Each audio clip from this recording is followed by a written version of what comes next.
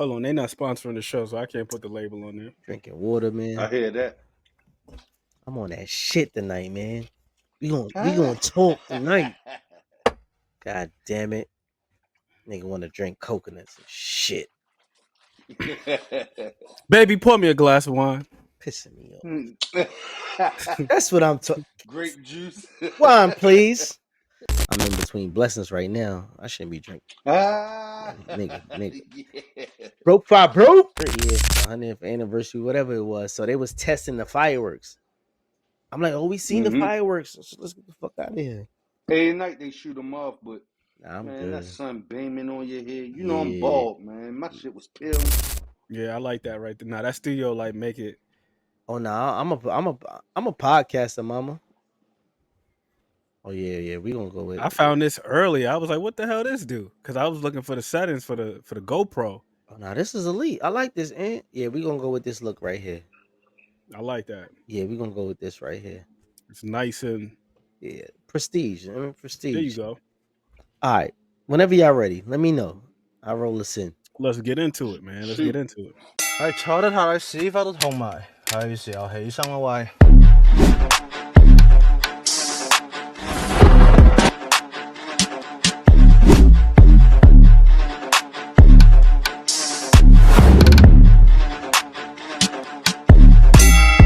What's going on, everybody? It's your boy Remo, aka Mr. Rich Threads, aka to the AKA, because my name is new AKA now, and then we gonna settle with that because Aunt McQueen said AKA is the way to go. Lord of the Monikers. Man. So you right. And I'm here with Coconut Shorty on the boat VIP. Mr. GoPro 12. What is it? 12 edition? Yes, sir. Mr. Super Freak himself. Freak is crazy, but it's early, so we're gonna let you slide with that. I'm saying though.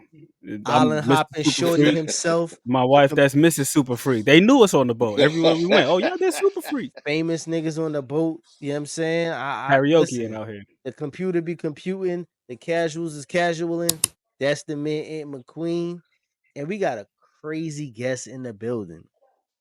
The JBT's own personal 5'5" bodyguard.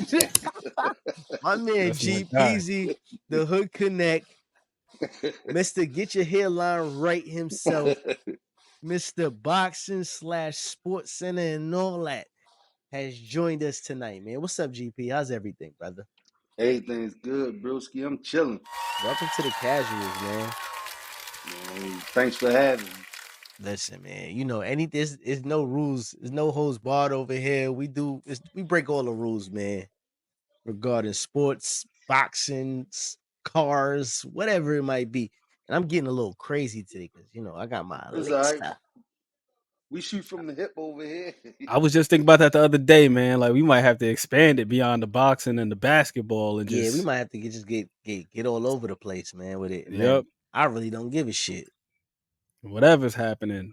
Yes, sir. Yes, sir.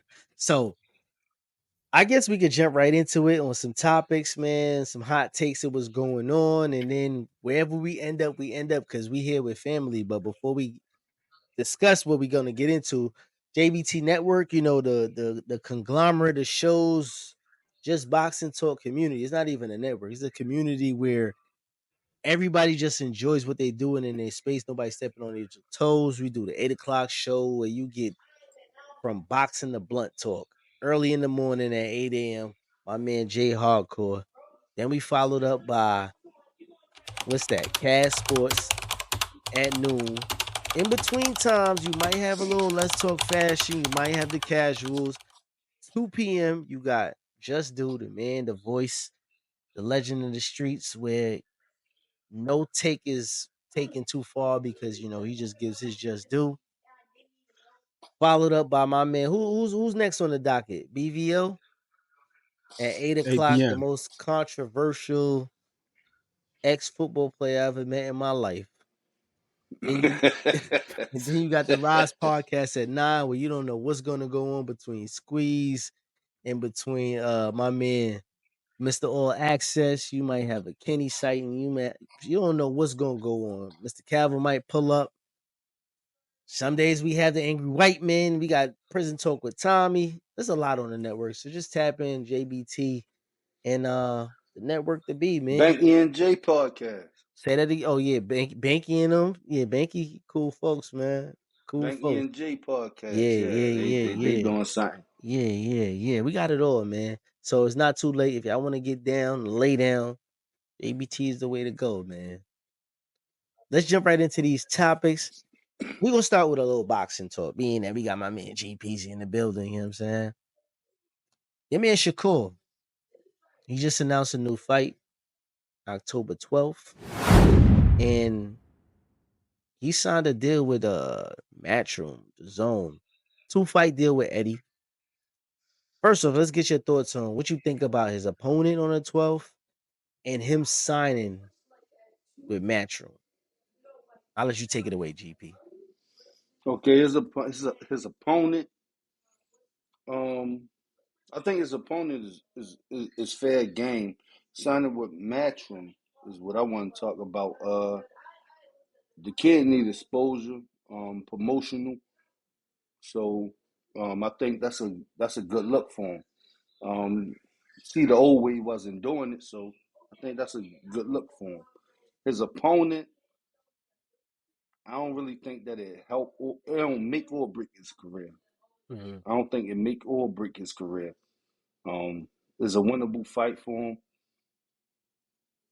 Uh, yeah, that's all I got on that. Like, I keep it short and simple, man. All right, I'm gonna challenge you on something though, because with a couple other belts available, him going there, it's just Shakur is deemed as to be one of these guys, one of the elitists, right? Hmm. The way he talks, and then the lineup of fights that they have recently for him doesn't equate to, I think, a level up for him. If you want to say, in my opinion, I'm gonna say it kind of like parallels the competition, but it is like the stepping stones haven't been there, in my opinion. So, like, Ant, what you think about this, Ant? It's complicated, man. Mm-hmm. It's complicated. To that point that you just made about the competition, you can only fight who's available, depending on who you sign with. If the other entities, if they feel like the money's not there, it's not right to their liking, certain fights just won't happen. That's why you see so many of these guys signing these 2 and 3 fight deals nowadays, because that's the way to make certain fights happen.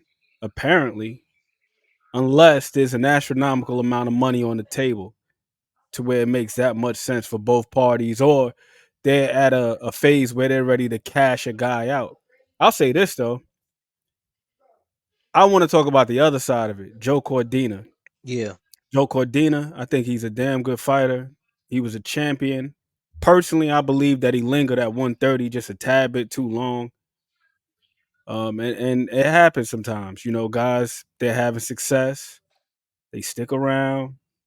Then they start having difficulties making the weight, and it starts to show up in the performances. Like Josh Taylor, we've seen that happen with him. I believe something similar happened with Regis Prograis. You look at him in the past, he looked a lot more explosive. By the time he got to the damn Daniel Zaria fight, my guy looked like he was almost stuck in the mud. And it makes sense because if you've seen the videos that came out when he was making weights for a prior fight, he had to get carried out the tub to the bed and all that stuff. So you got some of these guys where they kind of stick around a little bit too long, at certain weight classes. And I think that Joe Cordina, with him being 31, 32, he may be another victim of that, just lingering around too long. So I think that Eddie Hearn is doing what you want a promoter to do for you. Exactly. On I on agree. on the, on the other side, you mean for him? Yes, Okay. because you take your first L. Like imagine this: you take a L, you get stopped at that. It was a horrible loss. Yeah. Um, and then the next thing you know, you move up in weight and you fighting against a marquee guy at 135 like Shakur Stevenson. And not only that, but it's also for a title. So So let I'm me ask also, if I'm Shakur Stevenson, I'm looking at that like, yo, okay, this guy, he takes care of his his guys. signees. So all right. You So know let what I me mean? ask you a question though, right? So being Shakur, could you come into this situation looking at it as like, yo, niggas trying to line me up? You potentially, yeah, you possibly can. You possibly can, but I also feel like it's fair to both guys because this is Mhm. also a fight that Shakur he's been clamoring for a minute. Like Yeah. even at 130, he was calling Joe Cordina out. Things didn't align. They were on opposite end of the street. Whatever the hell happened, for whatever reason, we ain't get the damn fight, but we getting it now. Mm-hmm. So this is a guy that he already had a bullseye on. Gotcha. And again, I think Eddie Hearn he was fair to both guys in this situation. He was fair to both guys in this situation.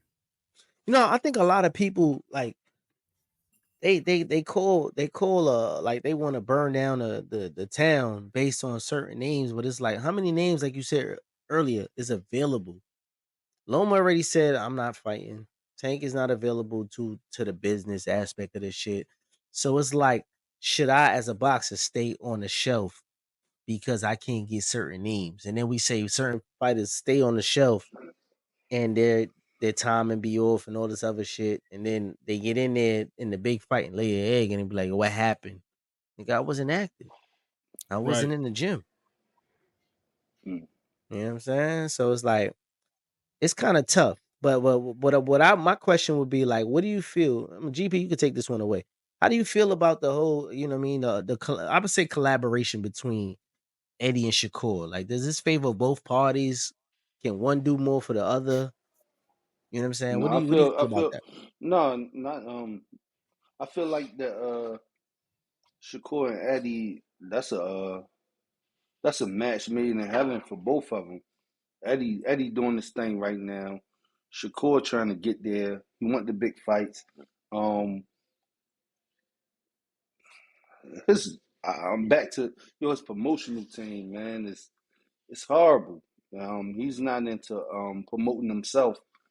And the way that he's been going about it has been crazy for real. Like you, you want the big fights, but I don't think that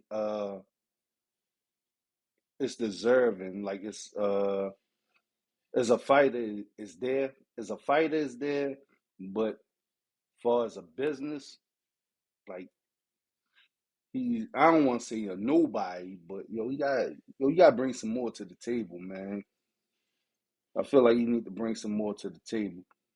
I be listening to people talk all the time about um I don't want to count these guys' pockets for real. But Yeah, I'm not bro, into what that are you either. bringing to the table? Like, Yeah. yo, to call out them big guys, like you gotta bring a little bit more. And I think Shakur is a superb talent, man. Like, I think there's only two at 135. There's only two guys, but at the end of the day, it's a business, and the guy makes sense. Mhm. I think Eddie can help him out with that. Okay. What you say, Ant, about this one? I'm with GP. I also believe that Eddie could help him out with that. We saw what he just did with Boots. You know, he had him up in there 14,000 plus at the Wells Fargo Center with the promotion. Everything was very Philly centric, boot centric, so he didn't have to step outside of himself. I like the segment that they had where they had him popping willies through Philly. They had another one where they He had him wasn't breaking though. Hold on, down. hold on. He Nah, wasn't. He no, they wasn't. had He was one. He popped a willie in one of them joints. I ain't say okay. he was. I ain't He say he was wasn't going wilding. crazy. I ain't say You he was gotta Wink protect the 1100. investment. You gotta You protect know what the I'm saying? investment. But he was out there doing his thing. He had the Dickies with the Timbs on, with the Trash. That was thermal so underneath. terrible. That was so You can terrible. say it's trash, but it's him though. It's It's authentic to him. Philadelphia. I get It's it. I get it. Philadelphia. You know what I mean? It's I get it. He Philly. get. That's what it is. I get it. I'm And having then some they had car him trouble. doing the They had him Hey doing the segment, Rainbow. Hey breaking down the Rainbow. Philly slang. I What's a John and all that. yeah, So yeah, I yeah. think that Eddie could do a terrific job with him. We've seen what he did with Anthony Joshua. Mm-hmm. You know, he's done a tremendous job with him. And I do think that there's actually something there with Shakur Stevenson, because if you look at his track record, Yeah. he does pretty damn good at the At the professional gate and center shit. in I North. agree. Yeah, he does Yeah. pretty good at the gate. And then he just had the most watched event on ESPN, that last fight with Artem. Mm-hmm. That was the most Wow. watched boxing event on ESPN. Had Yeah. over 1 million viewers tuned in. Yeah, I don't think he's given as much I ain't know credit. that. I think niggas be like No. really trying to detract from what he really be doing sometimes because it's cool to talk about online, but Shakur does his thing. You know what I'm saying? Not saying he's the everybody can't be the top. You know what I'm saying? There's LeBrons and then there's Melos and you know what I mean those other guys, but there's pseudo superstars as well, but they're not gatekeepers of the future of the league, et cetera, et cetera. But what I would say is that Eddie kind of is in a situation where he's grabbed a lot of talent recently, really quick. And it's just placing these talents in the best position to get some return on investment, one, and to learn the model of the United States as well. Because out in the UK, whoever could fight whoever, there's no hatred after that. They'll want to see a guy who's a tough guy lose 3, 4, 5 in a row, but he's a tough out. In America, it seems like once the guy is, built up to 20-0, whatever the case is, once he loses, it's like, oh, he was never that. But he just Mm-hmm. went 12 years without losing a bout, traveling around Mm-hmm. the country. To say that he lost one fight and you don't want to see him again is like disposable fantasy is just like it don't make sense. And then another thing with him is he just signed a couple of guys that are real craftsmen in the ring as far as like boxing skills. But as far as like laying shit out entertainment wise, that's where his challenge is because he signed Shakur Hitchens and also he has Cruz, Andy Cruz. They're pure Mm. boxers, but they're new to the Young talent. roster. So it's like getting them in a position where their entertainment and the value has to be built up. He still has to he can't just throw them in the fire where they're big punches like a AJ who has like a 50-50 chance or I guess Belinga to extent, depending on you know what I mean who he's fighting. And then Subriel, he signed him as well, but he know he's a puncher, so like he has another 50-50 chance to be that. But he has to figure out a way to market these pure boxes. So not throwing him completely in the fire right away, I'm not mad at that because you got to get some type of return on investment. If that makes sense to y'all, Definitely. you know what I'm I feel saying? like this is more like this is to me, with it being such a short term deal, this is kind of like when you subscribe to a new service, right? Mm-hmm. And they say they got 50% off for first time users. The first year, the full subscription might be 150, but the first year they're gonna let you get it for about $30. 75 or Yeah, yeah, yeah. $30, something So like that. But then when track it this. re-up the next Yeah. year, you're gonna pay the full price. Mm-hmm. That's kind of like what this is to me. Like with Eddie. Eddie is like, all right, we're gonna show you what we could do for you with the machine behind you within this short period of time, 2-3 fights or what have you. And then you like how we do business, then we talk further. And then we extend the contract. You know what? That's perfect that you said this because I thought about this when I heard Haney returning, and he didn't lock anything in with Eddie, so Eddie kind of didn't have any vested interest in rebuilding him. Like, if you want to come back over here, the door is open, but you're not contracted with us. You're not a matchroom fighter. You were literally free agent, and if you want us to put something together for you, I'm willing to do that, but it all depends on your market rate at this point in time. Where he kind of sat himself beside the eight ball. Now Shakur, and we could talk about the next topic where he's going under a co-main event, but main event on a different network. I don't get it. I don't understand what's going on there, but I don't see this as a positive for trying to build and return your investment on that one. So I don't know who want to take this Can one away. hey, I'm sitting here. I'm just brainstorming. Hmm. Uh, I'm not sure how many fights that Tank is in his seven joint deal. It might be But two, two, maybe one, two, what, three? No, I think it's two. probably like three. I think it's It's two. I think it's two. All right, so he in two in the seven joint deal. Um, Shakur on the list. For Eddie to give Shakur two fights, You know, a 2 fight deal. I think that kind of pan. Now it's gonna pan itself out. We gonna get that fight. I ain't in a rush. I would like to see Shakur build himself up a little bit more. Mhm. I like to see Tank build both of them build the fight. Like I don't want to see the shit right now. To be honest, I don't want to see it right now. Shakur lose, and that's one of the greatest fighters of our this Well, that'll be one of the losing. That'll top. be losing another generational fight right there. That'll be the What problem. what If if we they don't do it now? no, if we don't get it at all, because the Oh, we issue. gonna get it. See, all right, listen, we were supposed to get the Haney situation too, but the nigga done dropped the ball. Yeah, Uh, So now in between there yeah. now, right? In between there now, the fight that could have been what Shakur and Tank would have been, it was supposed to be the Haney situation, right? So the thing is True. with me is like I want to see I want to see Shakur in one of them fights where he got to figure out and dog it out. And now we get to see, all right, his chin is all right. He willing to get back in there and mix it up or whatever the case might be, where it makes sense that you might see a rumble out of it. Haney got Hmm. stepped to by a nigga that Tank said wasn't it for whatever reasons. I don't know, weight gain, weight loss, or whatever the case. We don't even do that No, it over was here. style. It was Yeah, I style. don't care about Ostery or it, but it just looked like they was just two levels apart. And it's like now it's kind of like the cream is rising to the top, and then some of these dudes are really not what they have been, I guess, panned out to be for a long, long time. And now it's like, what do we have?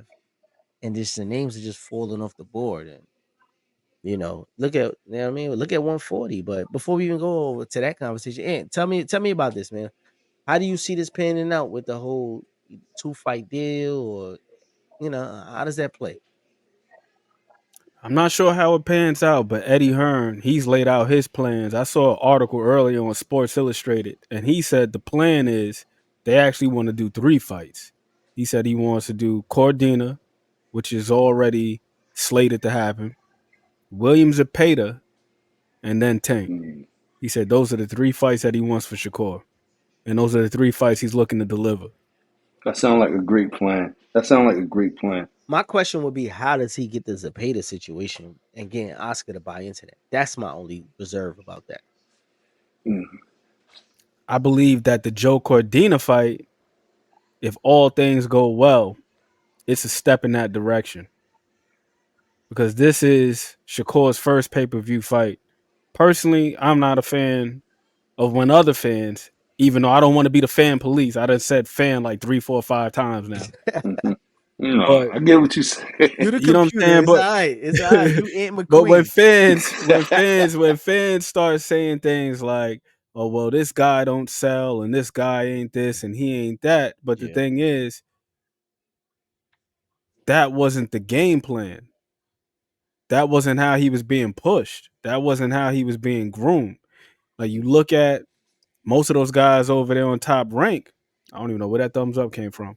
But you look at most of them guys over there at top rank, right? Yeah. Them guys ain't fighting on pay-per-view. They fighting on the TV, they Yeah. fighting on the The ESPN app. Plus. Yeah. That's their model right there. Then you look over at PBC, those guys have a sales history because PBC fights in recent history, we got to go back to when they was like on Fox and when they was on Spike and all the other stuff. They used to be on free TV, but the Consistently, yeah. past few years has been straight pay-per-view. Yeah. So now these guys are building up a sales history, and then you have a baseline where you can say, okay, this is the minimum this guy's done. This is the most that this guy's done. The average is somewhere over here. You know what I mean? This is where the median is. So we have an idea if we want to talk numbers. But with these other And we're guys, gonna when go they're with that. fighting on TV and when they're fighting on the apps, Yeah. they don't have that at their disposal. They don't have that information on hand because they've never fought on pay-per-view. So it's difficult to say what they will or what they won't do See, based but on they some shit go that they've never been in position to do. but they go with peak numbers and stuff like that. So it's kind of like, I guess that's their driving rate. But my debate to you right now would be putting Shakur. on pay-per-view and it doesn't do what it's supposed to do, does that add another wedge in between actually getting the fight that we want? Because the business side of it looks even grayer. That's my issue with it.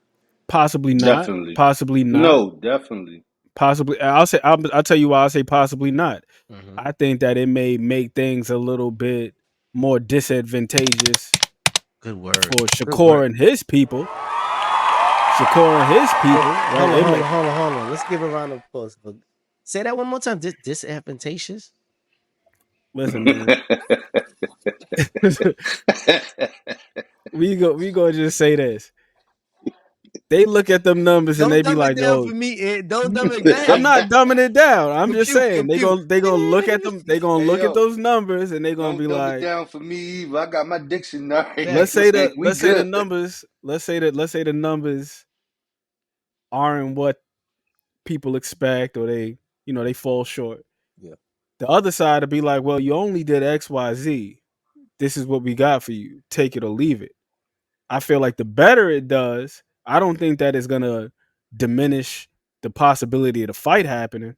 But what I do think is it can affect what they're able to negotiate on the other end. That's what I'm saying though. I'm talking about when they take this number that took place on this DAZN split ESPN Plus number and say, all Mm. right, we did this, but like we got a belt and we want the tank fight. If you don't bring these 100,000, 90,000 pay-per-view buys to the situation and be like, I peaked at 1.2 million, the conversation is different if it's free TV. So now we talking about percentage wise, and I hate that shit, but like that's just the real reality of it, where you get a 60-40 conversation, 50-50 split, 80-20, and like, you know what I'm saying? From what Shakur walked away from Devin, now he's gonna have pay-per-view numbers. How does that work with somebody like Tank as the next fight? Well, I think that's to be determined. But in the event that it doesn't do too well, then I feel like it's more of a speed bump than it is a brick wall. I don't think that it's a complete obstruction to the fight. We're just like, all right, Nah, we man. can't make Pave it the happen. roads, man. I want the straight No, but route. I want it to do well, so I don't even want to put that in the atmosphere. I need Please this thing to don't. do at the very least 100,000, 150 at the very least, and I think that's respectable in this day and Yeah. age. First go I in, think yeah. I think we gotta take into account all of the means that people have to access these events. Like, Cause I'm nice with it. I ain't gonna lie. right. I'm nice with So it. if you're doing 150,000, especially if the pay per view is what 80, $90, something like that, you Yeah. doing pretty damn good. You're Yeah, doing that pretty yeah. damn You good. know what? Yeah, cause niggas that get this shit on Fire Stick, yeah, you get it Right. on your laptop, you get it on your damn Twitch phone, whatever. It's so So many it's all means. relative to the day and age, man, that we're in. And then here's the other thing, you talk about the free TV thing. Personally, I'm one of those people where it's difficult to even pay me to do some shit that I don't want to do. That's a fact. Mm. Like if it's something I don't want to watch, I'm not even watching it for free. Like I'm not tuning in. Yeah. I'm watching Right. something else. I'm spending my time however else I want to spend it. That's the most precious currency that we have. Time. Is our Time. attention. Time. Time. You Time. can't What get we that. That's one thing you can never get back. right. So if over 1 million people tuned in to watch you fight, even if it was for quote unquote free, and just Yeah. think about on ESPN Plus how many other things are going on. Like shit, they could have been watching baseball. They could have been watching a rerun of a football game, basketball, sports. Mm-hmm. And they could have been watching all these other things, but they chose to tune in to this dude's fight. You So know, I think that what I he's don't done more want than people you give him what I credit don't want for. people to get misconstrued is the free model of TV don't go left. It's not bad. If you could promote yourself on free TV and the advertisement dollars is there, look what the Olympics just did. Promotion. Everything was Exactly. there from the inauguration of when they brought the torch out to the very end. The girls was lit, the gymnastics was lit, the swimming was lit. Like everybody was locked in, and none of that shit was on no pay per view. Nothing. We had Snoop Dogg running around smoking weed with Martha Stewart. Promotion. We had, like between it bridged the gap where it's like, yo, this shit is on free TV, and Like you said, it's a free promotion. Yeah, So that's listen, a free and the crazy promotion. thing is, like, it was on so many different outlets at the same time. But if you really wanted to see gymnastics, you can go watch track and field. So it's not always about I'm a pay-per-view star. It's how you market yourself and come and see where I'm at. And that's why I think people are like getting things misconstrued. But it is what it is on that side. But I want to put something on the table, right? Being that we talking this division 135, Shakur, and all this other stuff.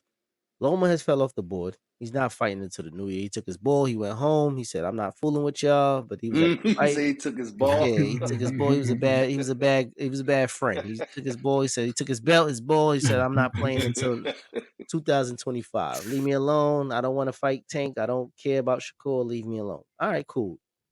Gave him his bobo and his milk. Go do what you're gonna do. Shakur, he decided I'm gonna take Cordina. I'm gonna take this new deal. That fight is in the works. Baranchik, I didn't hear nobody call this man name. He's in Australia. He's taking a parade with his belt. He's living his best life. Free beers, unlimited, wherever he goes. It's lit.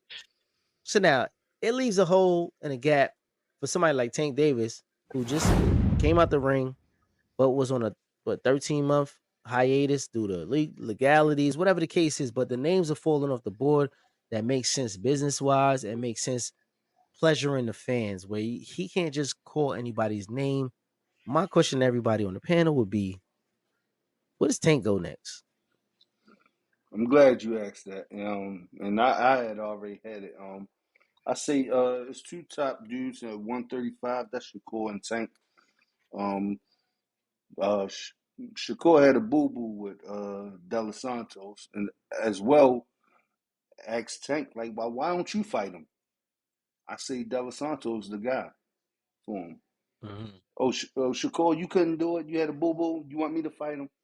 I fight him. It's still going to line it up for the Shakur and Tank fight. So I say De Los Santos. That's what's next for him.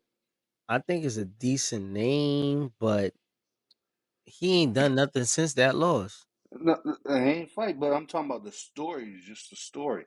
Oh, you mean like the comparison, working in See, line with somebody? GP is Yeah, already you done GP is fought already you writing the fought script out. Yeah. He on Disney. He on the Disney script right now.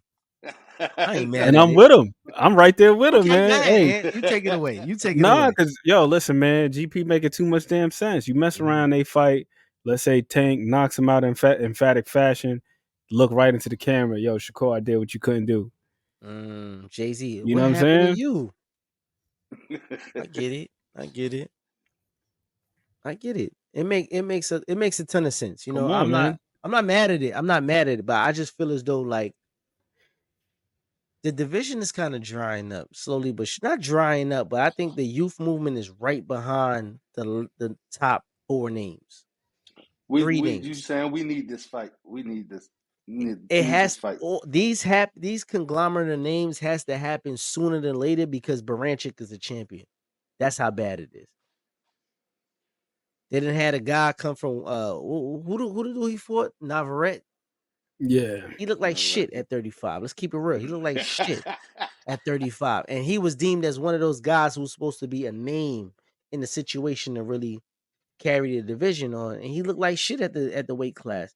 Some people can't really move up like that. So now you have Zapata, who his promoter is Hudson. Like he claiming and clamoring that he's the next guy and he's this and that. Put him in position. So if he's not put in position, he's the golden guy that he's dangling around.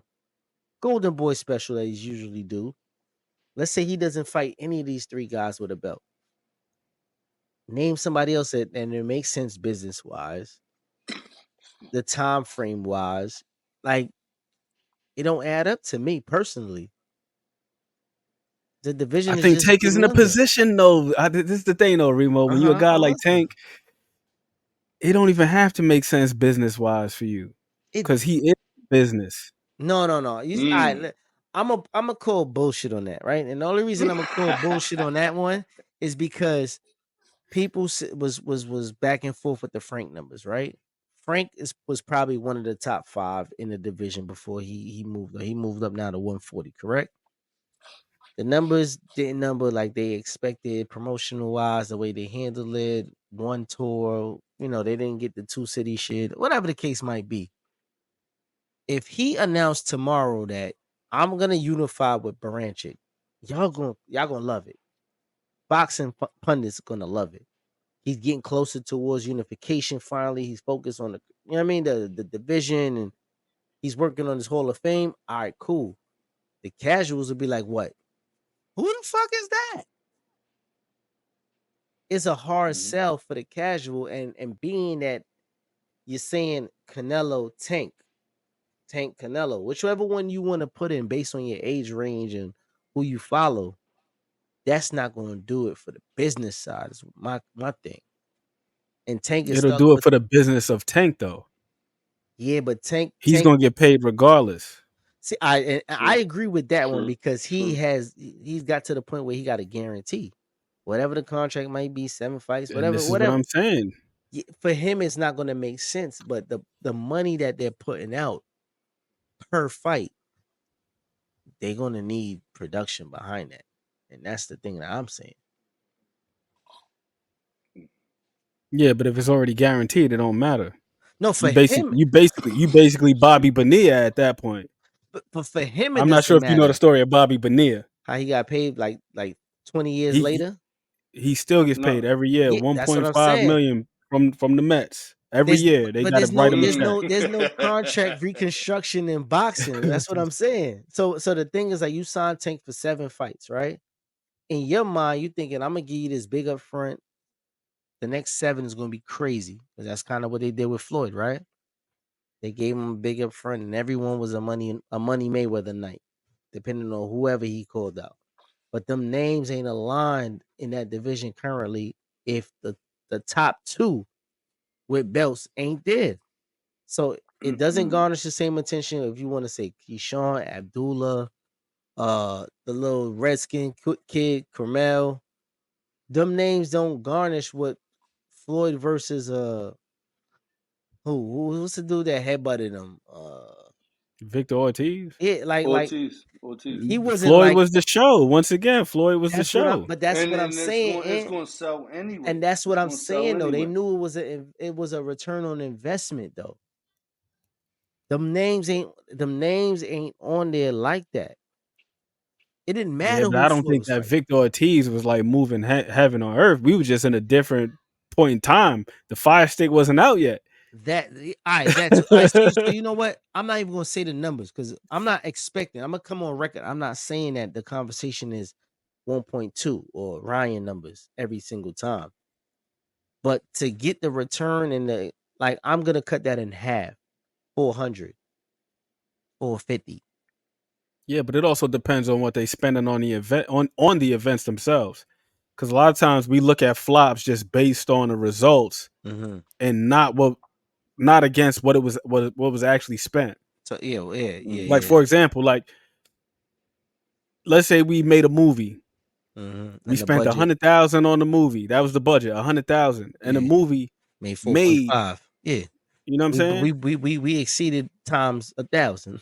Yeah, that'd be great. Yeah. Or if Great we outcome. spent 300 million on a movie on some Marvel shit, but then the movie only did 1.5. Yeah, or it did exactly. or it That's did a like flop. or let's say it did 300 million and we basically just broke Broke even. even. Yeah. Breaking even for a promoter is fine because I ain't have to spend shit. And you promoting, yeah. You know what I'm And saying? that's what I'm saying. So if the numbers, as long as they breaking even, or even Mhm. if they just doing a little bit, the business of Tank, the economy of Tank will be doing fine. And then people, regardless of what they say, there's going to be a complaint somewhere. So you got to kind of I just think drown out the detractors. Oh, detractors. My bad, GP. no, you Yeah. good. But I think for Tank these next couple fights in this contract, Mhm. it really don't matter who he picked. I mean, sad for hardcore boxing fans, but the casuals love him. So he going to do his numbers. As a promoter, man, who you want? Man, who you want? You pick them. We And line them he'll up. lay him down. Yeah. You He'll pick lay him him when yeah, down. exactly. I respect that. You know what I'm gonna say now? So now that we stuck on the 135 division, right? Once it was one of the most promising divisions that we anticipated being at. There was so many names. Haney, you got Tio was at 35, Ryan was at 35 sometimes. Tank Shakur was making his way up there. It was Zapata, Loma, Comey. Them names are just crazy. Not time. Whatever you want to say. It was George Kambosos. That division was so fruitful of names where now I just felt as though, and I'm gonna ask you guys, do the youth in the division deserve the next crack? Being that some of them names have moved up or moved out the way. The roles of those people, like a Kambosos, is more of a gatekeeper. Jojo Diaz, gatekeeper. Tevin Farmer, journeyman. Some of those names that were like advantageous. That's a good word, right? Like that. In the division, now they kind of changed positions or they done left the division. Do you think the young guys should be getting a shot to really step up and challenge themselves like a young Tank got versus a Pedraza?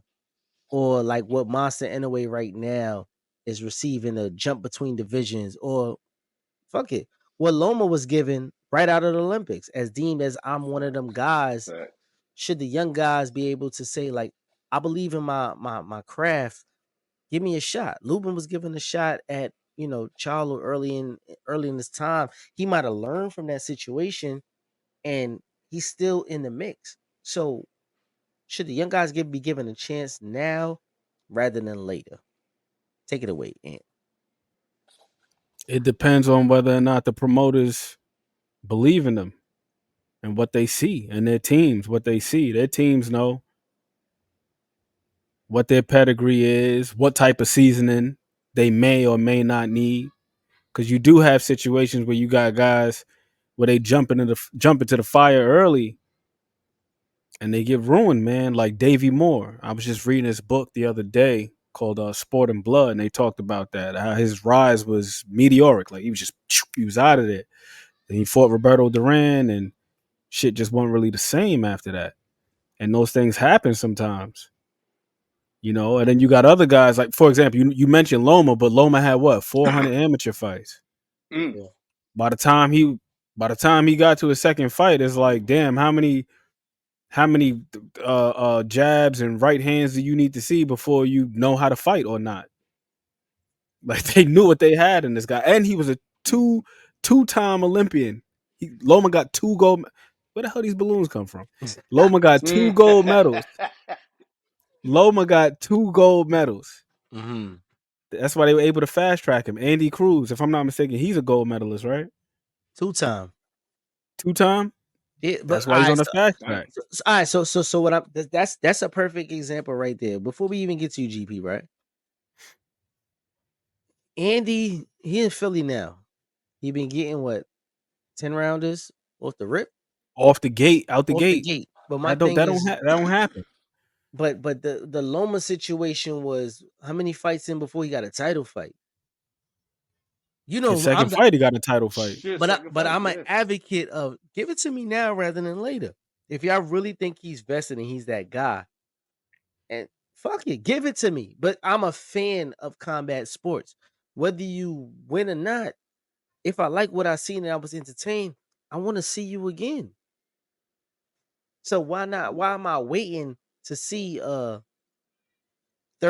record, 29 knockouts, and then you get in there with somebody with skills and you never was that. And I'm 15 years into following your ass. Like, you know what I'm saying? I done watched it already. But being that some of these names that fell out the division, name a couple for me. You got Abdullah, you got Keyshawn. Who else is it? Who else is young? Cromel. You got the other little Dominican tank, whatever his name is. Gorilla they call him, whatever the hell it is. I don't know his Mayweather name. throwing them out there, ain't It like is a couple names there that's like who's supposed to be carrying the torch moving forward. But it's like how long you gonna wait until you either one gonna challenge these kids or two see what they got. Because now it's a waiting game. You waiting to see if Tank is going to really age out the division, or he going to get unfocused and undisciplined like some of the others, and he just don't want to. He just don't want to do the work to make the weight no more. But now you're stifle holding his talent based on somebody else rather than challenging to see what you really got. Because now, say a young Nick, sorry, brother. say a young brother get an opportunity at a Tank and he knocks Tank out.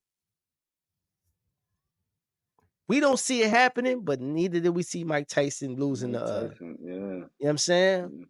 Searching on the floor for his mouthpiece and all of that. If we seen that, regardless of who it is, it could be goddamn Buster, whoever down the block at the local Home Depot. If he did that, he's the next guy. If he knocks out Tank, why wait? Taking wages down to Vegas just in case Tank have a major night off. That's tax money. Yeah, but what happens? What happens? What happens if he just has the night of his life, and then after that, it's A one off. downhill from there. Yeah, Guess what? it Guess happens. what? And then you know what happens then? You become Kambosos. You get paid over and over for being the guy who did something on a great night, and you get 3 or 4 checks out of it. Or you could be the guy that gets sparked out by somebody who didn't really beat you or beat you by a couple of points or whatever case you had 10 good rounds and Avila beat you and we don't see you for 2 years. Hey yo, not to get off subject. I heard y'all mention Kambosos. Is he having a better career than Shakur? Real quick, just No, I mean, no, absolutely not. no, he's not No. having a better career. He arguably to me lost. He trash, yeah, he trash. Not to not me, saying that but he. I'm I not don't. even I gonna don't. say. I wouldn't call him he I'm not trash. gonna say I he's don't think he's trash. I'm trash. not gonna say trash. What I'm gonna say is he arguably had prior to being beating Tito, Tio, Tio. 2 of questionable wins versus elder statesmen in the game. After he beat Tio, he lost 24 rounds basically against Devin. Yeah, he did. You turn around, he got gifted another win to put him in place for Loma that they knew was going to be a vacancy belt fight. Well, I mean, he wasn't elite. I'm sorry, but go Nah, ahead. he was never really elite, but he had a great night. And some people, it's dudes that been on the bench in the NBA for 40 years and put up 50. But it happens. True. You know what I'm saying? But he becomes one of those names, and it's easy to be a younger name to be a gatekeeper. So like a Keyshawn should be looking for him. That'll put him in the conversation that we talking about right now. Or Abdullah should jump the line and see, and like, you know what? Give me Kambosos. True. You know? And He Kambosos fighting at 12. He fighting 12 rounds. Nah. I don't even think he got a 10 round in yet. Yeah. That's the problem with it. It's like, it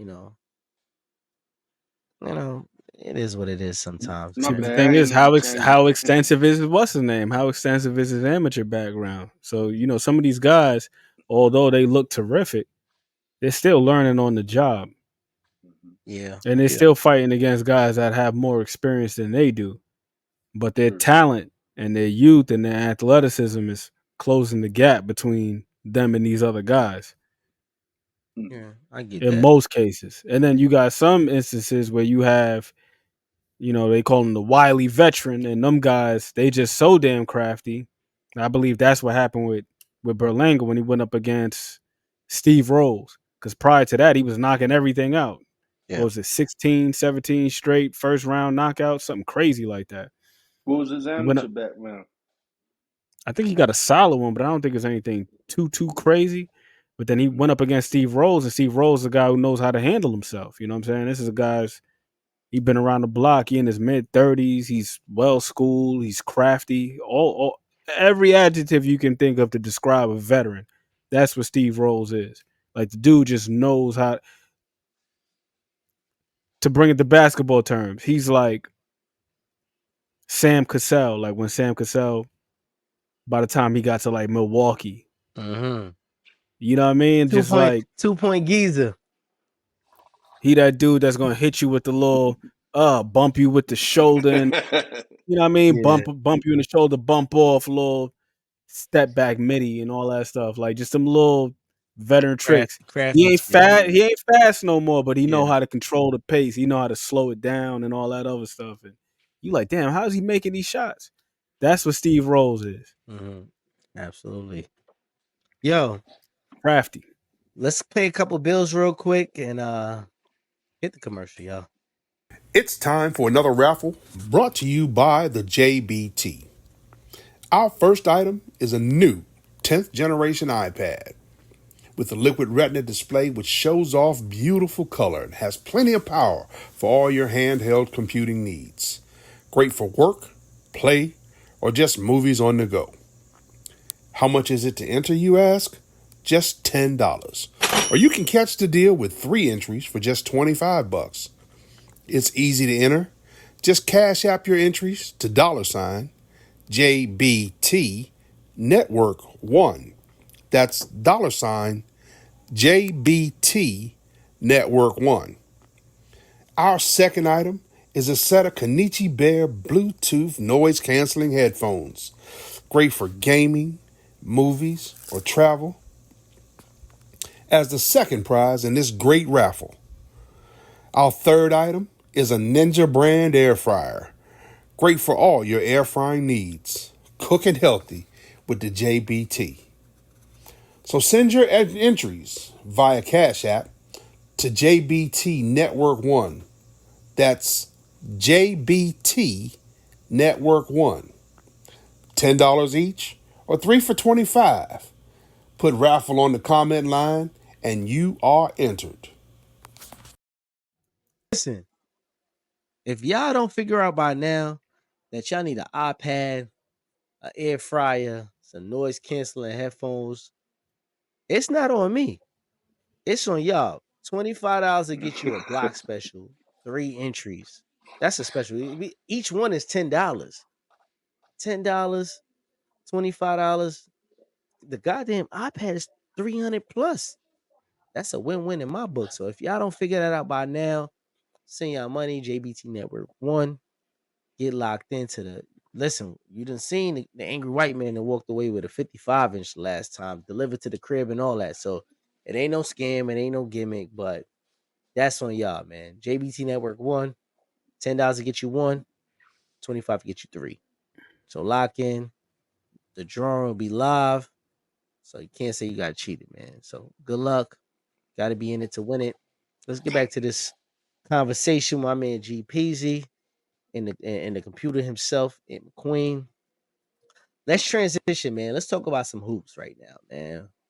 I want to give a big shout out to the Hunger Angel Reese having a great WNBA season. She got snubbed for the Olympic team. Might have been early, but she putting in work. Right now, she doing historical things with the most double doubles in WNBA history. But what she's doing for herself Wow. off the court is amazing because she has locked in a new deal with the Reese's Pieces Cups as Angel Reese, and Reese's Pieces is pretty dope. And you know she's a Reebok athlete, and she has just been given the okay to have her own signature sneaker designed with Allen Iverson. And one of the answers that he dropped, I think it's the answer threes, but a brand new colorway designated for those two. So I just want to take some time out and get an idea what y'all been thinking about the season that Angel Reese been having so far. Take it away, Ant. She been terrific. I love what they doing with the women's game because we talked about this before with the whole damn promotion thing. It's about Yeah. time. It's about time because for a number of years, the biggest knock on the women's game is nobody wants to see it, yada, yada, yada. They need to lower the rim so they can dunk and all this other nonsense. Not realizing that the game that we love so much, most of us gentlemen, the NBA, they were in a space where they were almost Yep. defunct Yep. before Magic and Bird came. Magic Yep. and Bird. You know what I Black mean? Jesus. Then they start. Then MJ stepped on the Mhm. scene, and then all of those things, man, those apparels, those endorsement deals, they also help build the brand Absolutely. of NBA basketball. So I think that this is another step in the right direction with Angel Reese, with her getting a shoe. I want to get myself a pair of them Sabrinas. I ain't gonna lie to you, them joints is cold because they kind of look similar to the Kobe's. I haven't seen them. I The ain't seen Sabrinas is them. the Sabrinas Yeah, is they tough. fire. They fire. I Nike, seen They, them at House of Hoops. I seen the black Nike, and white joints, and they got crazy colorways too. I what want the Nike? pink ones, the original colorway. I want the pink ones, the first ones, Mm. because they on the second ones right now. And oddly enough, I was having a conversation with somebody on the comment section on Nice Kicks. I'm like, yo, what's a good pair of hooping shoes? Because I haven't Mhm. owned a pair of basketball shoes to play basketball in quite some time. I think the last ones I bought might have been a pair like shit, might have been like flight posits or something like that to actually play basketball in. Oh, 'Cause I just want to start playing designated hooping. basketball again. Yeah, just designated for hooping. Oh, we Just gotta go to Baltimore. Let's go to Baltimore. just designated for hooping, man. Let's go to Um Baltimore. and the dude was saying Yeah. he was like, yo, the LeBron 21s is supposed to be in terms of performance, some of the best shoes out there. The James Harden, the Volume 8s. And then he said, if you're looking for a pair right now that's on that level, the Sabrinas. I was like, oh, Hmm. okay.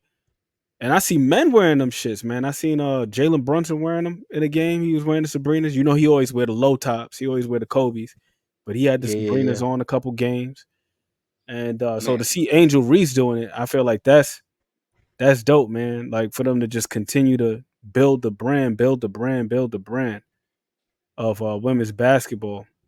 So Yeah. major props to Angel Reese, and that double double thing that's amazing too, man. She's been super productive. Yeah, that's a fact. That's a fact. What I would say is though, like I heard a hot take, right? And y'all tell me what y'all think about this one, right? So Angel Reese and what's shorty name from the white girl? Caitlin Clark, right? Caitlin, Yeah.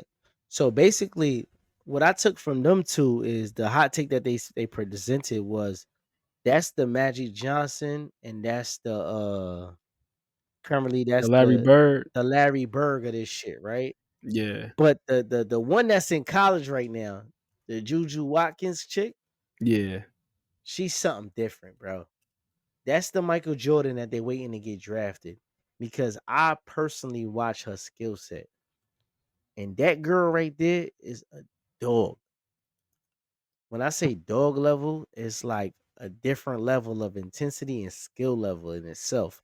So I think like, as you know, Reese and Caitlin is doing a great job of evolving the sport. The one that's really gonna carry the mantle and carry the sport is gonna be, what you call it, Juju Watt. Nah, Juju's serious, man. Juju is serious, and then we can't forget about what's the other one that's still in college? Paige Buckers. When she comes out, I think she's gonna be tough too. Paige, Oh, that's the white girl.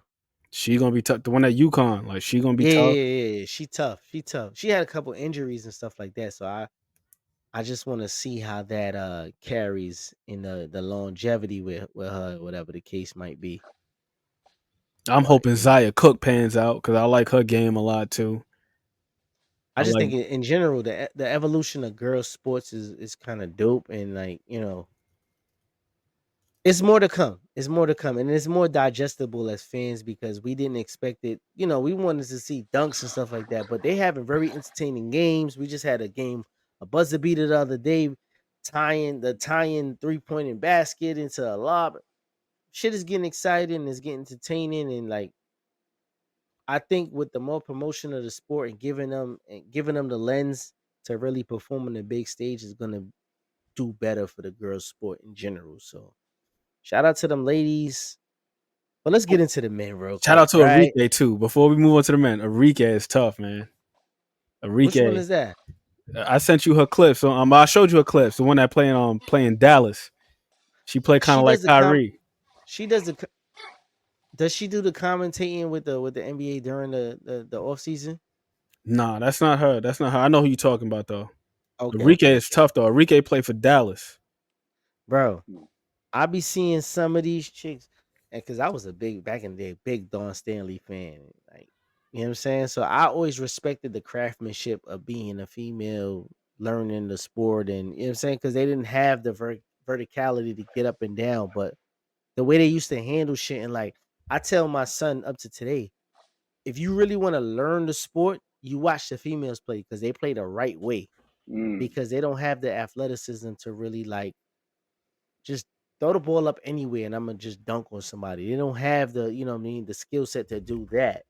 But they have the one-on-ones to like get you past somebody, put your shoulder in front of somebody and get separation. Like they have all the what I say, the intangibles and great skill sets to show you how to learn to play the game the right way. So I say shout out to the ladies on that one, man. Hey, yo, that's my first time hearing that, Rainbow, but yo, it make all the sense in the world. Yeah, if you look at They them, play a man, more because fundamental brand of basketball, man, for the Fundamental, most yeah. part.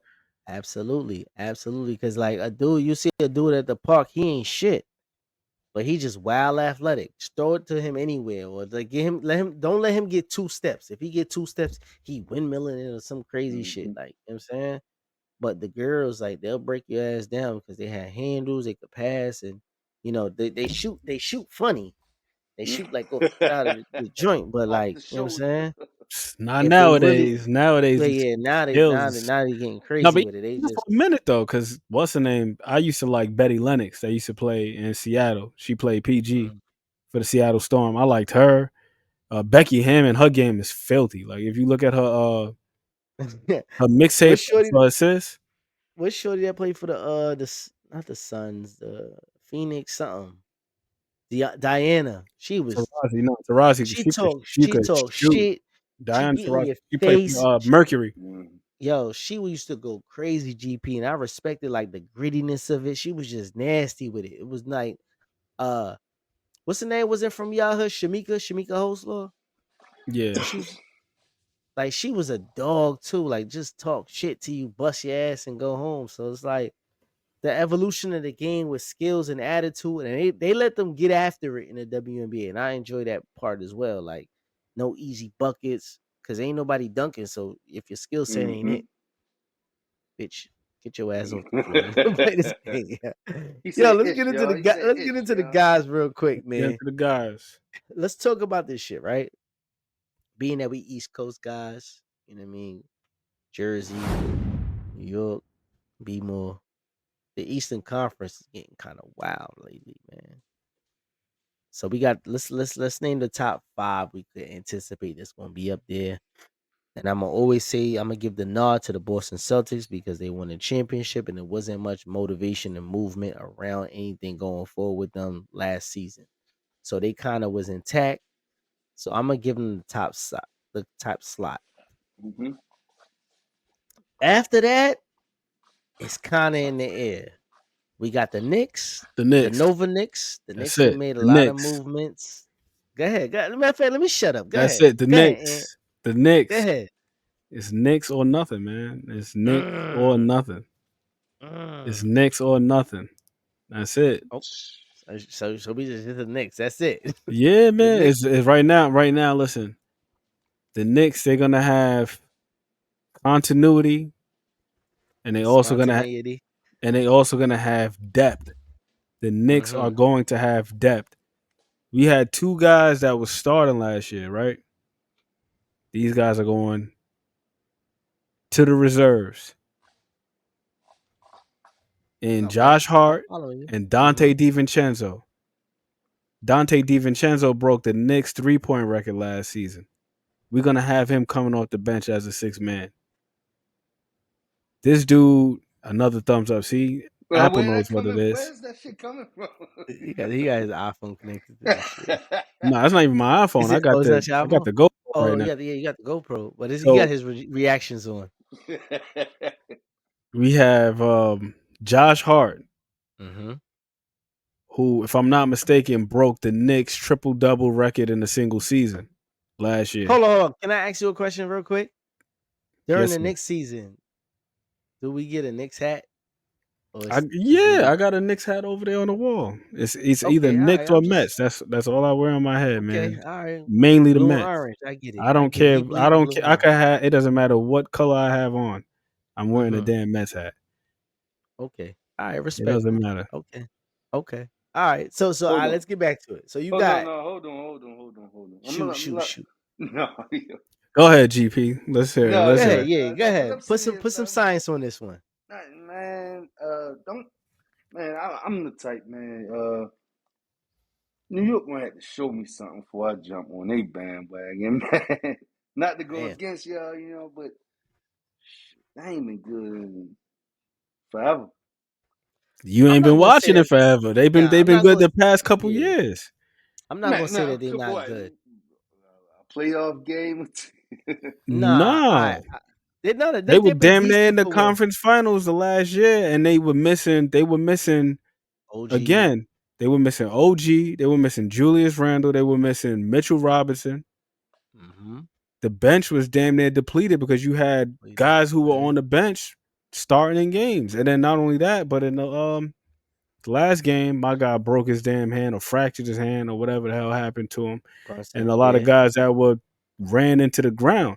Now we're gonna come back. These guys are gonna be healthy. Yeah, we lose Isaiah Hartenstein, but It's Mitchell Robinson. pivotal though. That was a pivotal loss. I think so too because I really like his playmaking more so than anything. I don't think we're gonna lose anything on the defensive end because Mitchell Robinson, in my personal opinion, is a tad bit better of a defensive player because not only is he in the top 5, top 10 in the blocks, You but talking about also, Mitchell right now? yeah, Mitchell Robinson. Okay. But not only that, but Mitchell Robinson, when he got hurt, he was actually leading the league in offensive rebounds too. And then he was also top 10 in the league in steals. Not for front court players, but for all players. He was top 10 in the league in steals. Mitchell Robinson at the time of his injury. I think Is his they You health. good know, enough to hold up hold against? on. You know why Mitchell be pissing me off? Cause he go in the summer and he put all this fucking video up of him shooting 3-pointers and all this other shit. And I don't see none of this shit during the goddamn season. Blame And Tibbs, then man. and then you got Hartenstein doing whatever he wants, and then they let him go. Great addition by subtraction, and they don't keep the asset that really makes sense. Sometimes it ain't really about the names. I get it. You a New York guy. I get it. I'm from New York. I love. I'm a closet Knicks fan. I don't miss a game, but I don't go too crazy with them. But it's a couple names that's in the East that did a little bit of movement, and I'm a name one to you Ant first, and we gonna discuss it. Is the 76ers with the addition of Paul George, pivotal part, and I think Paul George is not a 1A guy. He's perfect in the 1B or the 2 guy. And the one A guy has to be, I would consider Joel healthy. And then the wings that they grew with Maxi, I think as their 1B. And it puts kind of PG in a position where he gonna give you way better than what Tobias was giving you. In the regular That's season? that was that was the missing piece both times. Tobias had a decent season. He didn't have a bad season, but the thing with Tobias is when you really needed a third guy to really alleviate the difference, he go missing on you. That was my issue. What I say felt you, like Ant? some of that was usage, though. I felt like some of that was usage. It was one game my guy only got like 7 shots or something like that. So they got to figure out a way to incorporate those guys. When you got 2 guys that are dominating the ball, and albeit them guys are terrific, like Tyrese Maxey, that dude, he a stud. What's my dude's name? Joel Embiid, he a stud. So when you got them 2 guys like that, but you got to figure out a way to get these other guys involved. I'm a sit up for this one because You got to figure out a way to get these other guys involved, Joe. and they paid Tobias to be the guy, right? And my issue with Tobias is you got outplayed every game by my man Kelly Oubre. How we doing that? And how we accepting that? You can't go missing when needed, and that's my problem with the kid. What unit is Kelly Oubre playing with though? That can also play a difference. Because He again, was it goes start. down to He was usage. It actually goes down to he was usage. starting though. He was starting. He wasn't off the bench. So they just gotta figure that out with him. Is he still there or no? Nah, he's gone. He's He's gone. I think gone? he. Yeah, I think. Where is he at right now? Let's. That's why you say we got computers, right? Yeah, let's see where Tobias Harris is. They don't even got him on here. They kicked his ass out of here. Oh, he's in I ain't even got. Detroit now. They got him with the All right. Pistons. Yo, you know what? Shout out to Tobias. Tobias stayed with a paycheck, my nigga. Like, I ain't mad Nah, at he had a Tobias. pretty damn good season. He 17 a Um, game. That's what I'm Shot saying like though. He's 49 from the field. Damn near how 36 much from three. rebounds? Like 6, 7 rebounds. 6.5. Damn near 7 rebounds. But that's what I'm saying though. So like they needed that type of production in the playoffs. And the thing with him is you get paid for a certain position and certain slot in the NBA. That's what was missing out of that 76 team where Joel had to show up big. Maxey just got paid to be the guy to show up big. You don't have Harden anymore, so you need to be that guy for them now. And that's what I believe was kind of missing out of that equation. You know what I'm saying? See, but I'm also on Basketball Reference right now. I had to get on my nerd shit and look and see what the numbers was looking like. But in Mm-hmm. the regular season, he's shooting 13 times a game. That's In what the I'm saying playoffs, though. But he was only getting 8 shots a game, so he's getting 5 less shots a game, 5 less but attempts. he was touching the rock though. That's what I'm saying. Nah, there was a It lot wasn't of like them he wasn't. possessions where that ball was not moving like that. Joel Embiid was doing a whole lot of isolating. Tyrese Maxey, he did his thing Yeah. too, but I just felt like they had to figure out a way to keep the ball flowing just a little bit more. Because what the hell happens where you playing relatively the same number of minutes, but for whatever Mm-hmm. reason, you go from 13 attempts to 8.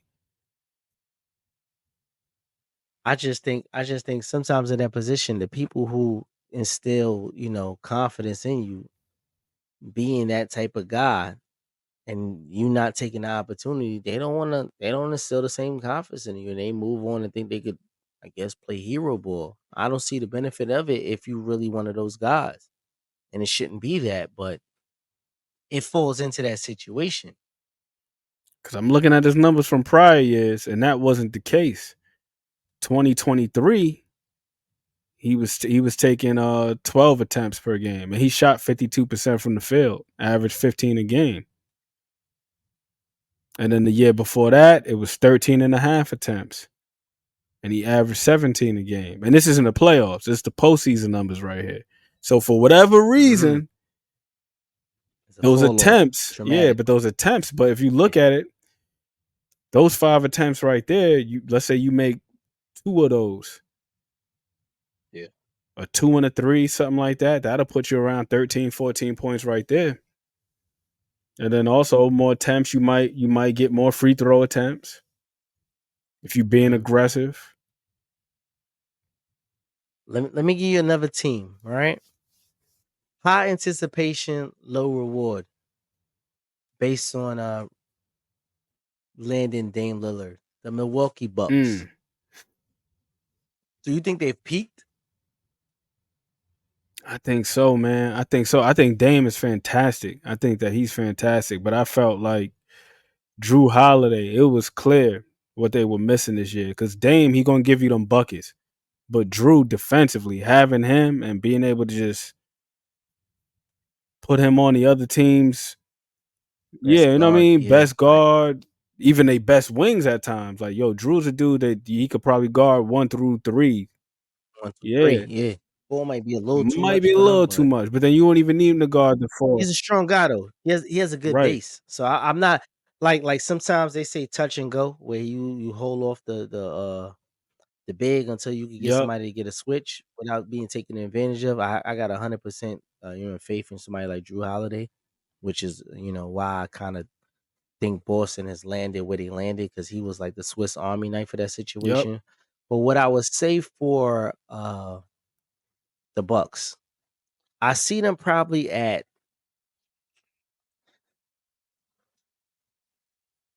don't know. I see them at 2-3. I think the Knicks situation has to kind of gel based on what being that they had Randall coming back, and then you got Bridges. So I want to see what that looks like. But I'm gonna pencil the Knicks in for 3-4. But I think the Bucks in itself could land themselves at 2-3 based on if they allow Dame to be Dame. And I think the thing with Giannis has been in the league for a long enough time where he hasn't added major layers to his game. Being a down the hill guy, the scouting report is pack the paint, let him shoot. You know what I'm saying? He hasn't added the mid range game into his situation, and that's Dame's calling.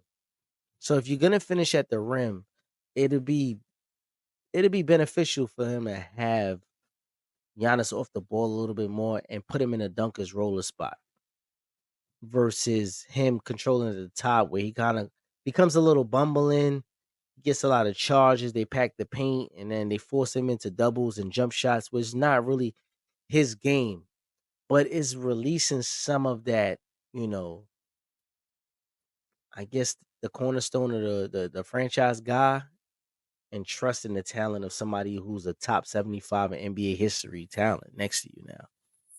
Now I'm with that, man. And to your point about packing the paint, you remember Nick Nurse, he pretty much constructed the damn blueprint. They start running that box and one against him in that Toronto series. They was Mm-hmm. just running the box and one, and Giannis was having all types of trouble with that, turning the ball over left and Yeah. right. People drawing Mm-hmm. charges on him, stripping him on the way to the basket. But he was having a tough time. So I feel you, man. I feel you. I think that they definitely got to figure something out. And I think that they got to figure out a way to kind of like insulate Dame Lillard defensively. Not because he's a bad defender. Not because he's a bad defender. I don't think he's trash defensively. I don't think he's a cone or anything like that. We gonna incubate him. Yo, like similar to like what Golden State, like what they did with Steph.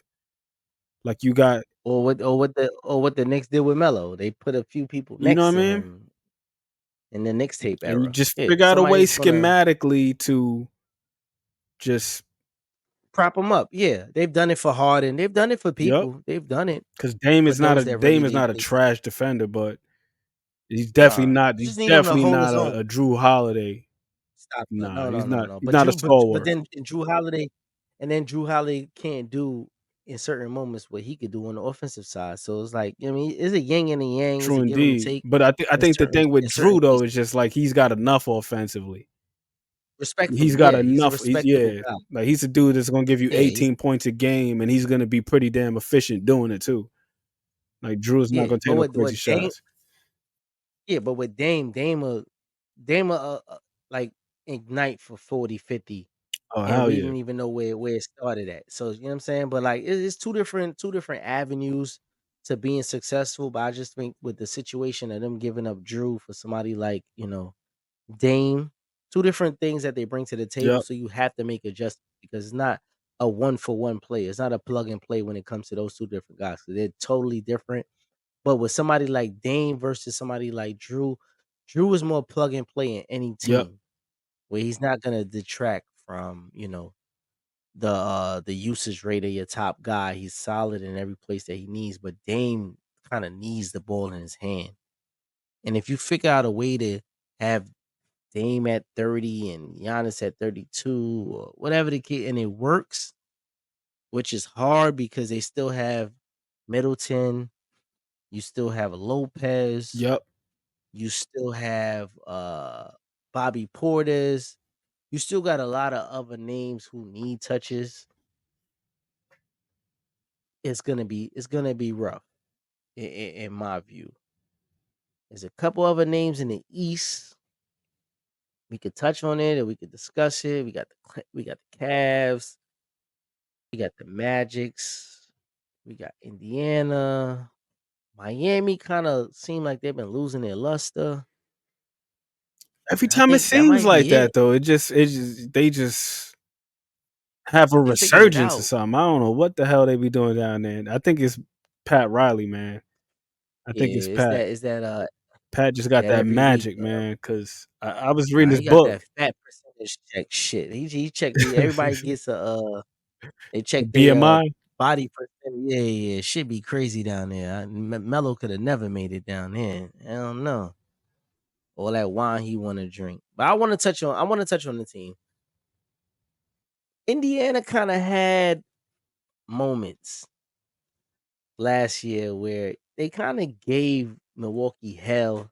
Halliburton with his different voice personalities. Are they next? Is there room for Indiana in the East, or was it like a fluke season for I you don't think it guys? was a fluke. I think they just got to figure out consistency on the defensive end. That's the biggest issue that Mhm. I've seen with Indiana. They seem to kind of be up and down defensively. But when they get going, they're kind of like that 7 seconds or less Suns team a couple of years ago. It's like when they start Mhm. scoring points, it's like an avalanche. Like them dudes can put up 120, 130 with ease. Like when everything is flowing, especially with the pace that they play at. No pun intended. I think that what's his name? He is They great they in the they open lost floor. Buddy too. They lost Buddy Hill though, didn't they? That's some shooting. Yeah, they did, but I know Obi's over there flying through the lanes, and Halliburton. My thing is, my only question to them: who is going to be their dog that's going to collectively get them, them buckets like that? I know Turner's over there; he's a defensive wizard, but it's like from what the East kind of did over there. I think Orlando is in the conversation. Cleveland is always going to be in the conversation because they got a boy with the afro, and the other young boy. So they have a defensive core. Then they got a Garland at point guard. There's room for improvement out there in Cleveland as well. And I just don't think they could and get over the hump. Remo, y'all don't think that Boston then separated themselves from um being just regular? They got chemistry. They've been around together for a minute. You don't think they kind of No, I got them at the top. I got them at number one. okay? The only reason I have them because there wasn't much change. It wasn't much turnover in the roster. They paid they superstars. And one thing you got a dude, a little light skinned dude that's gonna be mad as shit coming back this year. He should be. He should be. I mean, they done sat my young boy down in the Olympics and had him watch like he ain't on the cover of 2K. Melo ain't, Jordan ain't dropped new sneakers for him. He ain't win a chip. Oh, Ain't he getting the going. Oh, MVP. yeah, he might do. Yo, he might go at the Knicks crazy. What they play nah, hell Thanksgiving, no, they getting Christmas Day? clamped up when they come to New York. But other than that, I like Jason Yeah, Tatum. yo, we gotta go to I a like game. We might as well go to a I game, like I man. like Jason Tatum. Jason Tatum. I thought the thing that really impressed me this year with Jason Tatum was his Yeah. facilitating. I just love the way he was playmaking this year. He did a fantastic job with the playmaking. I think he averaged like 7 assists per game or something like that. If I'm not mistaken. I gotta look at the exact number, but I know he did a much better job with that this year. I think that Jason Mm-hmm. Tatum, man, he got all the skill. Like you see him, it seems like there's nothing that he can't do. The only thing with Average 5 he assists, averaged 5 this year. 27, 27, I 8, got to see what he 5. averaged in the playoffs though. It wasn't that good. No, I'm talking about the assists. Nah, The he assist numbers. Oh He yeah, he yeah, averaged yeah, yeah, he yeah, averaged yeah, 6 a yeah, game yeah. in the playoffs. Damn near 10 rebounds. So he did a great job. see the key to that team for me per se is the healthy KP. And I've said it throughout the whole time. I said if KP stays healthy, KP doesn't have to play outside of his skin. He doesn't even have to be the number two guy where he was in Dallas, and then in New York he was kind of like growing his Bambi legs out. So there he could be a defensive anchor when the ball is swung to you, take advantage of the mismatches, and they've taught him how to play within the arc. Because remember, before they swung it to him, 3 pointers will go up. You 7 feet tall, dog. 7'2", 7'3", however tall he is. But he get the ball, he go, he find a spot, bang, midi. He always To had be that. at He had 7 he had, feet. he had that at the Knicks too. He had that with the Knicks too. He was a But little to bit of home into everything. that and accept that role, because remember, when you playing for a team now, right? You gotta understand that you playing with two max players. Because the NBA is not based on just talent alone. It's based on what your contract say. You got two max players in front of you. Now, when the shots are there, you have to be productive in that role. And in the NBA, you will learn certain spots on the court. There's scouting reports. You got to take advantage of everything that's deemed to your advantage. And Hmm. he's executed that. Al Horford has executed that. Holiday has executed that. White has executed that. Pritchard, they have the conglomerate that they have together is astronomical, and that's why it works for them. Derek White came from the Spurs. He knows system basketball. Hmm. You know what I'm saying? I got them number one still. I'm sorry. And don't No, shoot I'm me. not mad at them being number one, but when they come to New York, they getting clamped up, and then when the Knicks go to the TD Garden, they getting their asses clamped up, man. Let's play devil's advocate on this I'm one, right? sorry, they getting clamped up. The the only spot that's not clampable is the five. Because by the time they bump into them, Mitch Robinson might not be available. I know they have Precious. He's still there, right? Yeah, we got my guy Precious Achua locked in.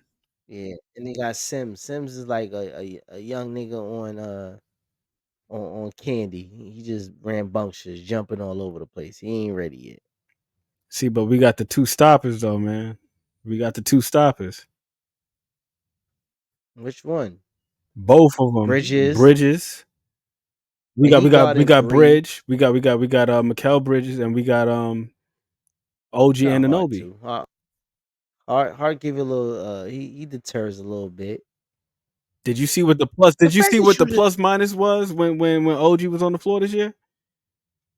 but he gotta stay on the floor though, and He gonna stay on the floor that's this the year. problem. That's the that's He's the gonna be able problem, to. He's gonna and be able to afford the best masseuses, nutritionists, okay, oh yeah, everything. Yo, your yo. man just signed a two Yo, hundred plus that nigga, $1 million that nigga deal. got that nigga got He got the paid. money. Got money. No, we call that His money. his He mo- got the his money got his face on it. That's how much fucking money he got. It's his face shit. on the money. OG got Prince paid. Hakeem type shit right there. So, and then I also shout out to it's a dude named Tej on Twitter. He posts all the Knicks content. Mhm. Tatum and Brown, they career numbers against Bridges and OG. It ain't looking too pretty. It ain't Mm. looking too pretty. It's Clint. When the next time they line up? Because I gotta sit in a bar next to you because you talking real hot shit, and like I just gotta pull up on you, man. Because the way you talking real spicy, I'm like they telling just you. gonna smoke shit because I'm the New York. We're the New York Nah, Knicks. Get them. not just because they're the New York Knicks, but here's the other thing too. They the Nova Knicks. Listen, They the Nova Knicks. They the Nova Knicks. Isaiah Say what Hartenstein, you I know. wanted to retain him. He went off the Yeah, greener pastures. He got the bag out in Oklahoma City. I'm happy for him. That's my mhm, guy. yeah. Isaiah, I'm Mhm. happy for you, man. Isaiah, I'm happy for you. Cash out, ching Miss ching. his ass. He got paid. Miss his ass. But Hey yo, Mhm. no, yes, go sir. ahead, go ahead. No, No, I'm but saying it's clear. It's clear. Ant got a team. It's the Knicks, and you can't tell them shit. Yeah, you Ray, can't nah, tell it's him not just the shit. Knicks. It's hey not just Ramo, who because you it's the like, Knicks. Ramo? I would have told you years ago. I would have told you, listen, I was a fan of the team when Moochie Norris was the starting point Mm, guard. I've been a Knicks man, fan some of the all worst, my Yeah, life. some of the this is a worst. Knicks Them fan. early 2000s, mid 2000s, before Melo, before It Dan hurted. Tony Yeah, came, because and that then was and your then we team. had that little the Knicks tape with Mike Woodson. Before that, it was looking bleak. And then after them, when we had Fizdale as the head coach, and we had like Billy Walker and all them other guys. Shout out to Billy Walker. I don't want to disrespect any Knicks, because if you play for the Knicks, I love you. But I knew what it was like, man, when we had a carousel at PG before we had any stability in the form of one Jalen Brunson. When every year we had a new starting point guard, it was rough. I can name 'em. I can name some of them. I can name damn near all of them. We had like Langston Oh, Galloway and Tony ooh, Douglas, Mm. Grant. What's the Grant Jarian kid Grant, name? son of Jerry Grant. Harvey Grant, I'm twin gonna go brother of back. Horace Grant. Penny Hardaway, Yeah, Penny super after fast. Penny was hurt. Steve, Steve you know what I mean? Like it Francis. was bad for a minute. It was nasty, bro.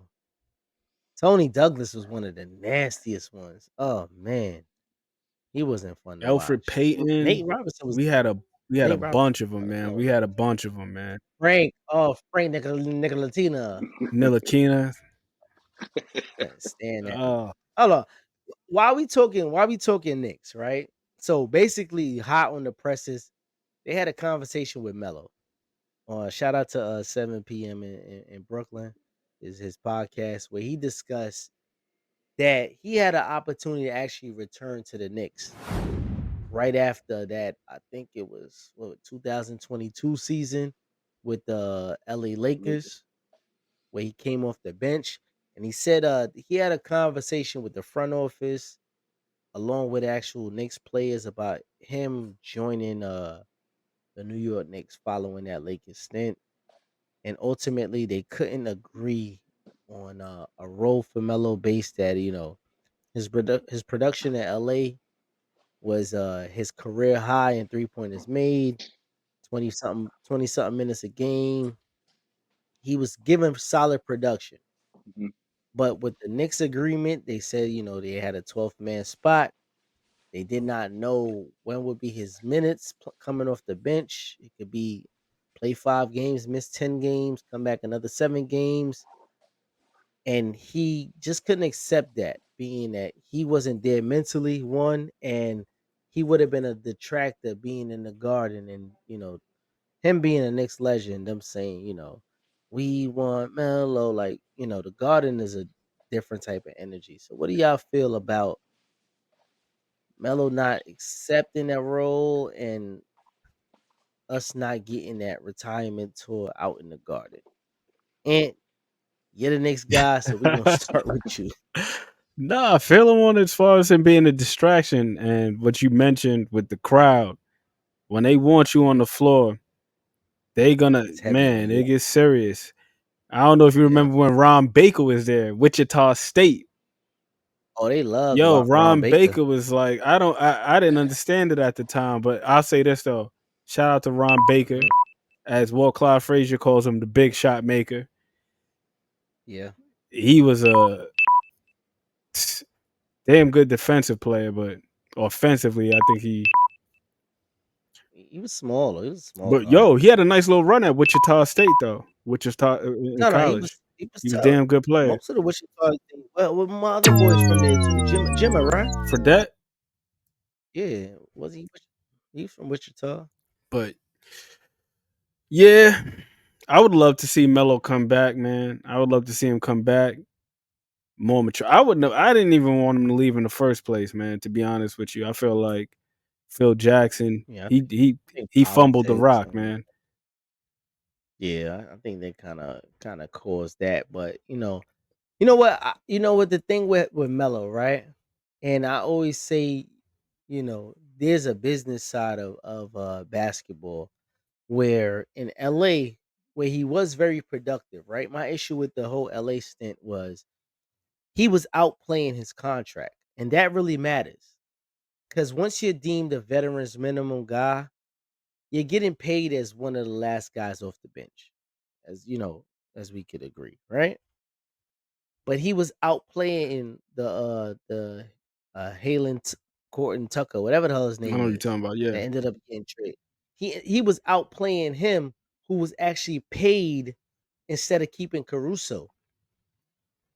So you had to reduce some of Melo's minutes for a trade for that kid moving off the next season to make sense because of the business side of the sport versus actually we're gonna go for it and win.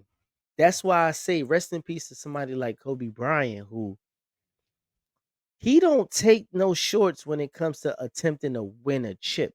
He don't care about the business side. He don't care about friendship. None of that shit really matters when it comes to winning. When it comes with somebody like Kobe.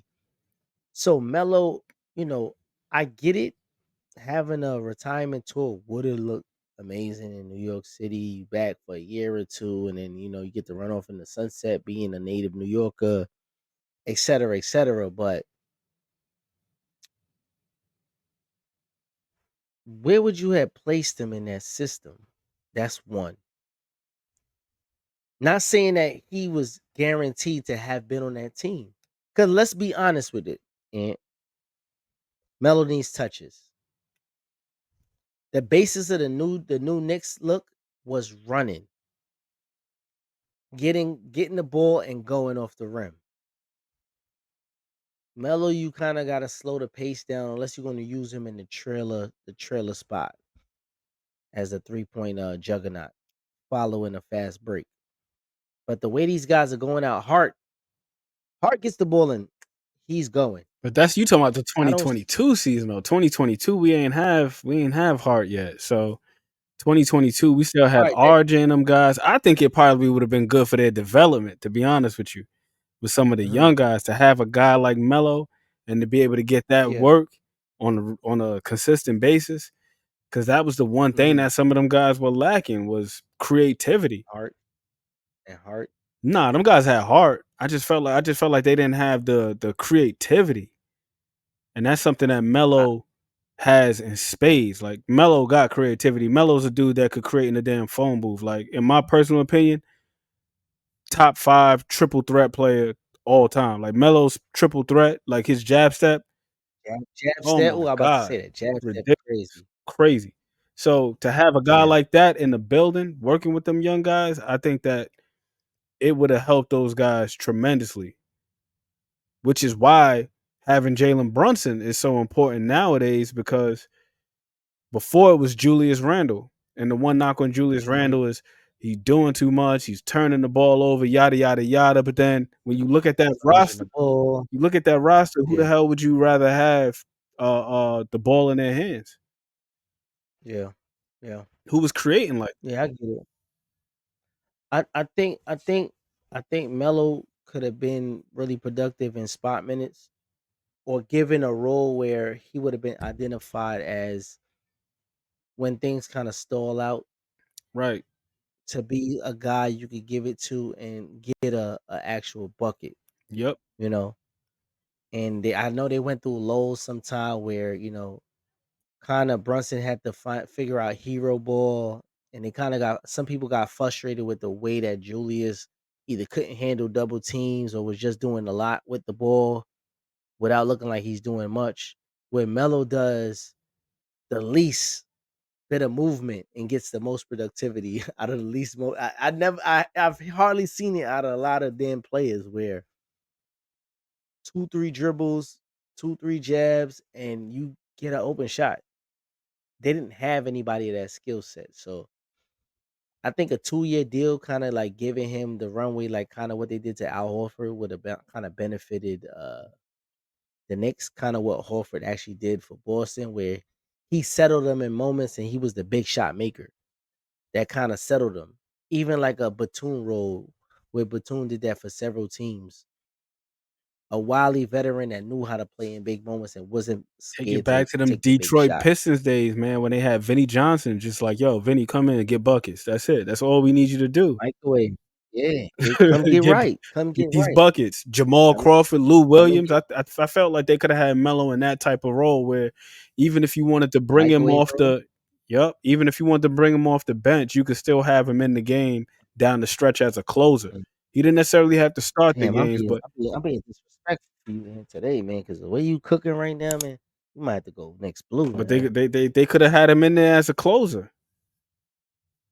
Yeah, I Or agree that with that. Ginobili I role, agree man. with Like Ginobili is another guy. Like Ginobili is so impactful. Like how many guys have you seen become all stars that weren't starters? you. Yeah, yeah, yeah. You're right. You're right. Because Lou Will never was an All Star. Jamal wasn't an All Star. So you making a whole lot of sense right there, They man. should have But never let him go in the first damn place. But that was Phil Jackson. That's yeah, another story though. but we got 82 games. We could figure that out. Let's roll this damn commercial one more again because an air fryer, some headphones, And the And a goddamn 10th iPad is on top. generation, Never on folks. top. Come on, man. Come on. Roll the commercial real quick. Let's pay some bills. Yo, the JBT is back at you with another raffle. This time we be giving away an iPad, 10th generation iPad on entertainment in the pocket of your hand. So you wonder, how do you get this iPad? It's only $10. We giving away block specials for all our prizes this time around. $10 per entry. 3 entries for just $25 to get you in this time. Who don't love a block special? Not only are we giving away an iPad, but it's more gifts. Who don't love gifts? Gifts on top of gifts. Send that money, JBT Network 1, JBT Network 1, JBT Network 1. Now, what you say is the other prizes now? We linked up with Kenichi Bear, noise canceling headphones from the young brother straight from Baltimore, Maryland. So, if you want an addition to your $10, you get a secondary prize if you don't win the first prize. And then don't forget, we got more. Don't win the first prize, don't win the second prize. Who don't need an air fryer? We giving away a Ninja air fryer. Get your food right, eat healthy, get right. All on the JBT. $10 once again. I get you all of this. Your chance is golden. You got to be in it to win it. If you ain't in it, you don't get no prize. $10, JBT Network 1. Good luck. It's on you. So, y'all, welcome back. Y'all see the raffle. Like I said before, $10 will get you 1, 25 will get you 3. You do the math. I ain't never seen nothing like that. Well, actually, I mean, on a block, on a corner, they do sell it like that. But you know what I'm saying? Over here at the JBT, we give you opportunities to win. Got to be in it to win it. 1 entry will get you for $10, 3 for 25. 3 chances to win, or you might win all 3. It might be a lucky day, but you got to be in it to win it. Send that money, JBT Network 1, JBT Network 1, JBT Network 1. Well, with that being said, it's a growing part of the show that I think people been engaged with and you know what it's called. Respectfully, I'm just saying where we highlight somebody who kind of be given a little bit more respect. And it doesn't have to be an individual, it could be a country, it could be a state, whatever. This week I'm gonna start off with I'm talking about Rucker Park, where I don't believe currently Rucker Park gets its flowers by being one of the only locations, only one of the only brands that had got the okay to be sanctioned by NBA, college, overseas, where it was okay for everybody to come over and showcase their skills in New York City on the concrete. And the fact that some of the stars that we had come through the Rucker Park really put on performances and give the community light and show them the skills because some of these people couldn't afford NBA tickets. And the fact that these stars have come out to Rucker and really try to put on a show and perform to the point where it's like, I want to show you what my skills is really about.